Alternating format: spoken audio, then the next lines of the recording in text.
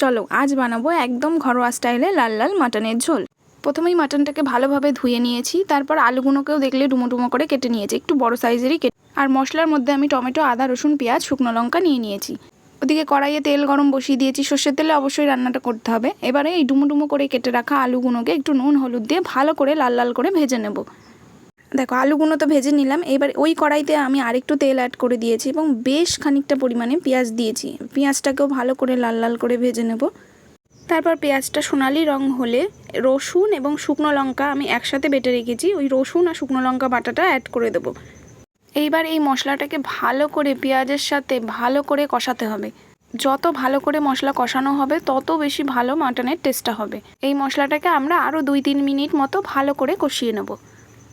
দেখো 2-3 মিনিট ভালো করে কষিয়ে নেওয়ার পর এবার আমি আদা বাটা অ্যাড করছি। তোমরা প্রথমেই দেখলে আমি কিন্তু আদা বাটা প্রথমে দিইনি।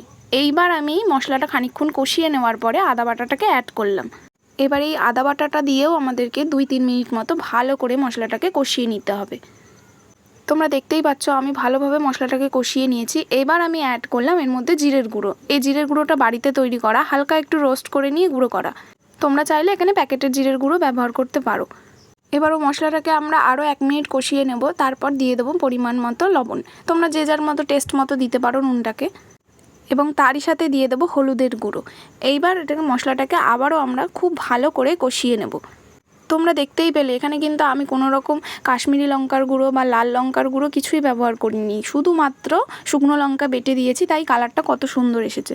এবার মশলাটা থেকে যখন তেল ছেড়ে দেবে তখন আমরা টমেটো অ্যাড করে দেবো। টমেটোটা একদম শেষে দেওয়ার চেষ্টা করবে। টমেটোটা শেষে অ্যাড করলে তরকারির টেস্টটা একটু বেশি ভালো হয়। এটাও আমি না একটা ইউটিউবার দিদির থেকেই জেনেছি। মশলাটা দেখো আমাদের খুব ভালো করে কষানো হয়ে গেছে এবং মশলা থেকে অনেকটা পরিমাণে তেলও বেরিয়েছে। এবার আমরা অ্যাড করে দেবো এর মধ্যে ধুয়ে রাখা মাটনটা কিন্তু আমি ইউজ করছি, কোনো রকম সিদ্ধ বা কিছু করে নেইনি। এবার এই মশলার সাথে মাটনটাকেও খুব ভালোভাবে 10 মিনিট মতো কষিয়ে নেব। খুব ভালোভাবে, আমি আগেই বললাম যত ভালো করে মশলাটা কষানো হবে তত বেশি মাংসের টেস্টটা ভালো হবে। মাটনটাকে আমরা আরও 10 মিনিট ভালো মতো কষিয়ে নেব।